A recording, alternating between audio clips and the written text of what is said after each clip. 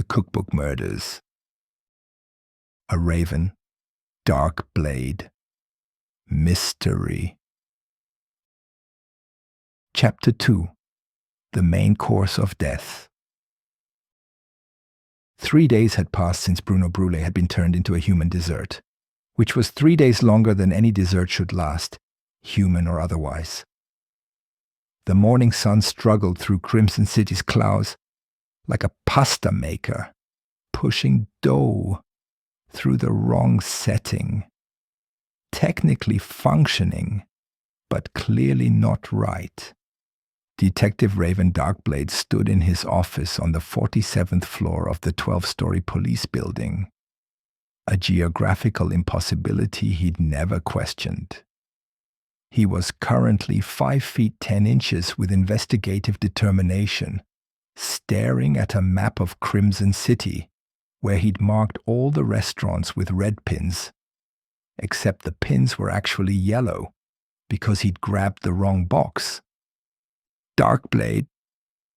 Jenny Shoutsloud's voice exploded through his door before she did. "We've got another one!" "Another pin?" Raven asked hopefully, holding up his box of definitely not red pins. "Another murder. Pasta Patricia. She's been cooked." Raven's height shot up to 6 feet 0 inches with culinary concern. Cooked how? Baked? Broiled? Sous vide? Al dente.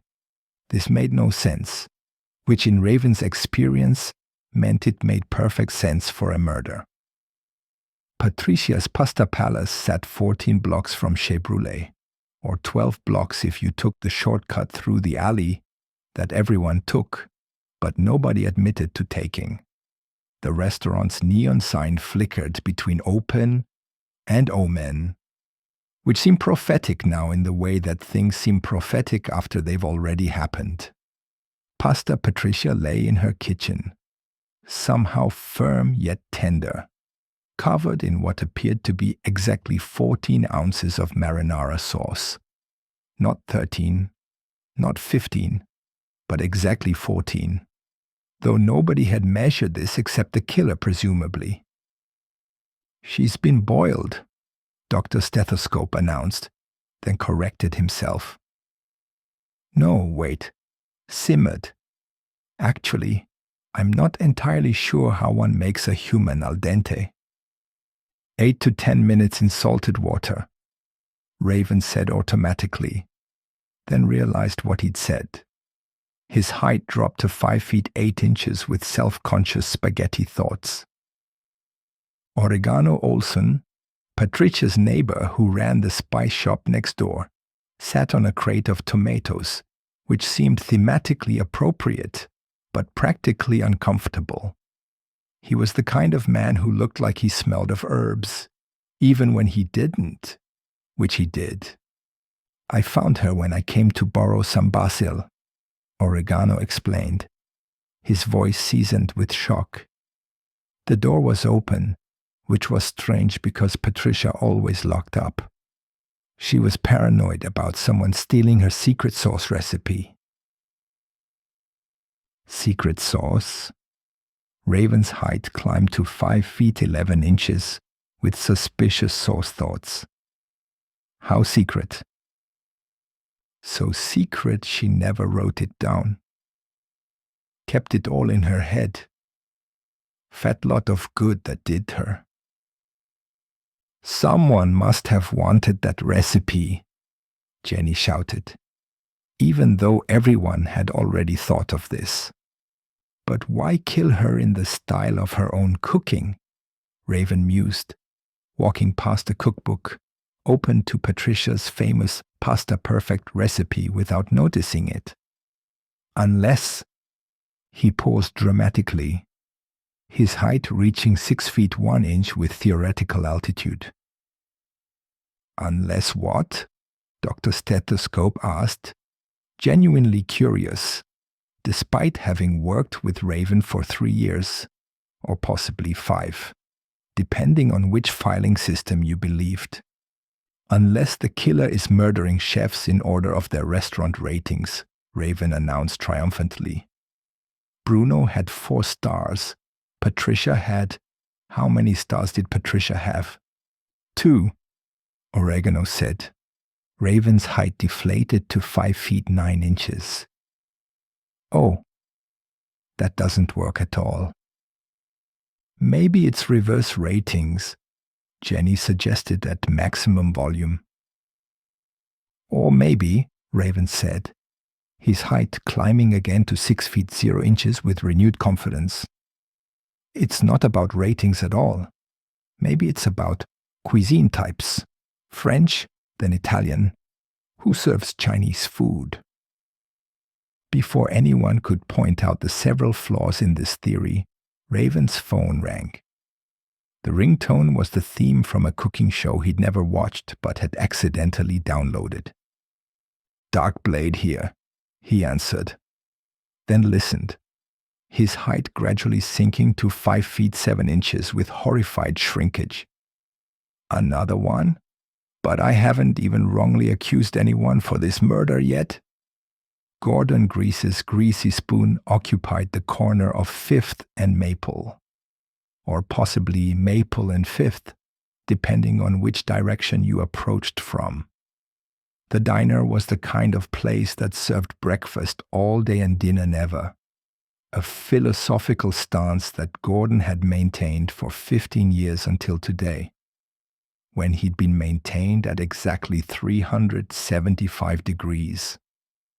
The body was still sizzling when they arrived, shaped like a person but cooked like a hamburger, well done in a way that suggested the killer had strong opinions about meat preparation.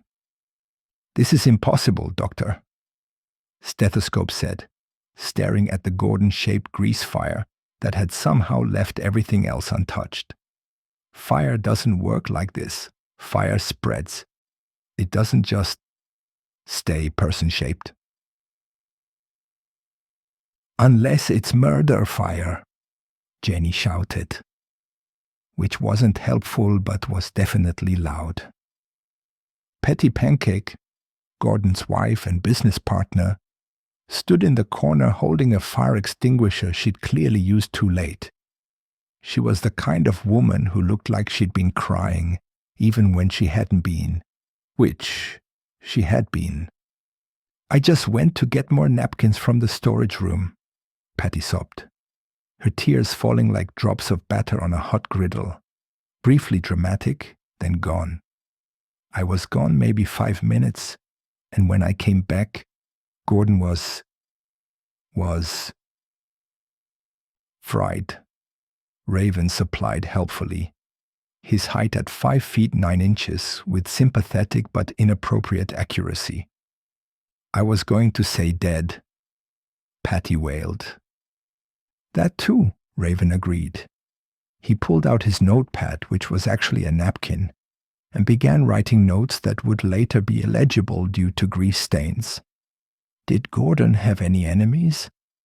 Everyone loved Gordon, Patty insisted.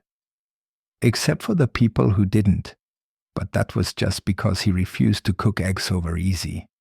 He said runny yolks were a moral failing. "Interesting," Raven said, writing "eggs equals murder" on his napkin. "Who complained about the eggs?" "Veggie Vincent," Patty said. "He's been protesting outside for weeks, saying we're murdering chickens." Raven's height shot up to 6 feet 2 inches with accusatory elevation. Veggie Vincent! Of course, he hates meat, and all 3 victims served meat. Patricia was Italian, Dr. Stethoscope pointed out. She served vegetarian options. So did Bruno, Oregano added, having followed them for reasons that weren't clear, but didn't seem suspicious enough to question. And Gordon had a whole vegetarian menu, Patty said. He just refused to make veggie burgers because he said they were lies in patty form. Raven's height remained stubbornly at 6 feet 2 inches, refusing to acknowledge these facts. Even more suspicious, he's killing people who serve fake vegetarian food. Where is this veggie Vincent? At the tofu festival, Patty said. It's been going on for 3 days in Beantown. That's like 200 miles away. The perfect alibi, Raven said mysteriously. Too perfect. Before anyone could explain that being 200 miles away was actually a pretty good alibi, not a suspicious one, a food truck pulled up outside. It was painted to look like a giant magnifying glass with wheels, which was either artistic or deeply concerning. Corvus Lightknife stepped out, exactly 5 feet 11 inches as always, carrying a notebook that appeared to have more pages than physically possible, like he'd discovered some sort of paper folding dimension. Dark blade, Corvus said, his voice dripping with disdain like a sauce that had been reduced too far. I heard you were contaminating another crime scene. Corvus, Raven replied, his height adjusting to 5 feet 11.5 inches just to be taller. What are you doing here? Opening my new food truck. Evidence Eats. I'll be serving justice with a side of fries. He pulled out a second notebook. I'm documenting everyone who orders food near crime scenes. Killers have to eat, Darkblade. That's the stupidest thing I've ever heard, Raven said, which was rich considering his current theory involved vegetarian conspiracy murders. Says the man who just accused someone at a tofu festival 200 miles away. Corvus countered, writing something in his third notebook, because apparently he had 3 notebooks now. How did you know that? Jenny shouted. You weren't even here. I have my ways, Corvus said mysteriously, though his ways were just that. Patty's voice carried through the open window. A woman approached the food truck, her appearance suggesting she was either a spice merchant or someone who'd fallen into a spice rack and decided to go with it. She wore at least 17 different colors, all of them somehow food-related. 1 order of justice fries, please, she said, her voice seasoned with an accent that could have been French, Italian, or completely made up. Pepper paprika, Corvus noted, writing in notebook number 4. You've been to all 3 crime scenes. I'm a spice merchant, Pepper said, which explained everything and nothing. I deliver to all the restaurants in Crimson City. Of course I've been to them. Raven's height shot to 6 feet 3 inches with sudden realization. Your name? He said, pointing dramatically. It has 2 food words in it. Yes, Pepper said slowly. That's why I became a spice merchant. It seemed appropriate. Nobody has 2 food names unless they're hiding something, Raven declared. Bruno Brulee, 1 food name. Pasta Patricia, 1 food name. Gordon Grease, 1 food name. But you? 2 exclamation mark. Patty Pancake has 2 food names. Dr. Stethoscope pointed out. Raven's height dropped to 5 feet 10 inches. Oh. And Oregano Olson, if you count oregano, Corvus added, now writing in notebook 5 or possibly back to notebook 1. Everyone stop being logical, Jenny shouted. We have 3 dead chefs and no suspects. We have suspects, Raven insisted, his height rising to 5 feet 11 inches with defensive detection. We have Veggie Vincent at his Too Perfect Tofu Festival, and Pepper Paprika with her too many food names. And he looked around desperately. And whoever wrote these angry Yelp reviews. He pulled out his phone, showing reviews from someone called Hungry for Justice, who'd given all 3 restaurants 1-star reviews. Bruno's soufflé fell like my hopes and dreams, Raven read. Patricia's pasta was as limp as her excuse for sauce. Gordon's grease could lubricate a truck, and probably did. Those are pretty harsh, Petty admitted. Harsh enough to kill for? Raven asked dramatically, his height reaching 6 feet 0 inches with review-related revelation. Probably not, everyone said in unison. A cookbook lay open on Gordon's counter, turned to his famous grease lightning burger recipe. But Raven was too busy trying to trace the IP address of the Yelp reviews on his phone, which wasn't something you could do on a phone. But he didn't know that. "I've got it," he announced suddenly, his height achieving maximum confidence at 6 feet 3 inches. The killer is targeting chefs alphabetically by first name. Bruno, Gordon, Patricia. Patricia comes after Gordon alphabetically, Corvus said, consulting Notebook 6. Raven's height plummeted to 5 feet 8 inches. Reverse alphabetical? Still wrong. Alphabetical by cooking method? That's not a thing. Maybe the killer can't spell. Jenny suggested, trying to be helpful. Security footage from the diner played on a screen in the corner, clearly showing someone in a chef's hat at 4 a.m.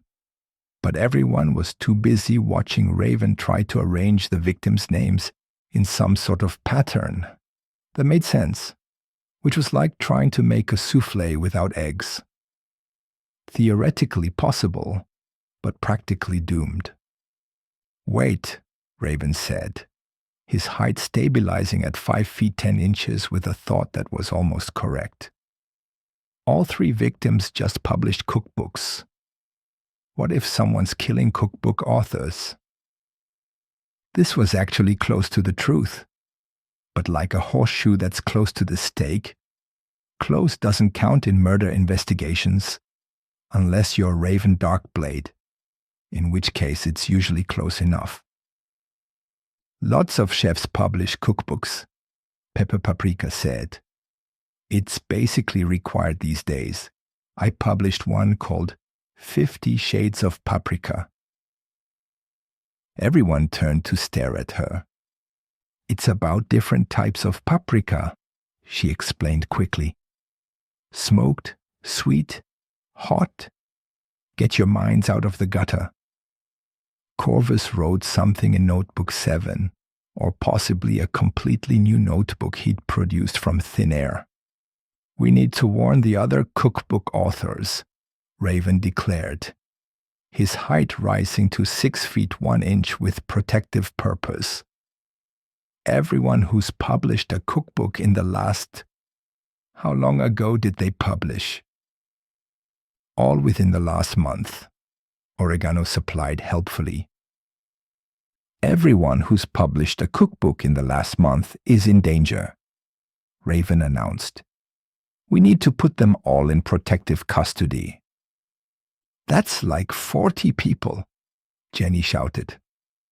Then we'd better get started, Raven said, not noticing that one of those 40 people was currently serving justice fries from a food truck and taking notes in an 8th notebook. As they left Gordon's greasy spoon, the cookbook remained open, a sticky note on the page that said, "You're next, EI." But Raven was too busy trying to arrest Pepper Paprika for the crime of having too many food names to notice. The sun set over Crimson City like a fried egg sliding off a tilted pan. Slowly, inevitably, and leaving a mess that someone would have to clean up later. 3 chefs were dead, cooked in their own styles. The killer was still out there, presumably planning their next course, and Raven Darkblade, currently 5 feet 10 inches with confident confusion, was about to make everything worse before accidentally making it better. In other words, it was a typical Tuesday in Crimson City, where even the days of the week weren't quite what they seemed. Author's note: if you find yourself al dente with exactly 14 ounces of marinara sauce while a detective accuses you of having too many food names, this is purely coincidental. Any resemblance to actual food trucks serving justice fries, person-shaped grease fires that defy physics, or offices on the 47th floor of 12-story buildings is completely unintentional. The author takes no responsibility for detectives who think being 200 miles away at a tofu festival is too perfect an alibi. Remember, taking notes in 8 simultaneous notebooks is perfectly normal investigative procedure.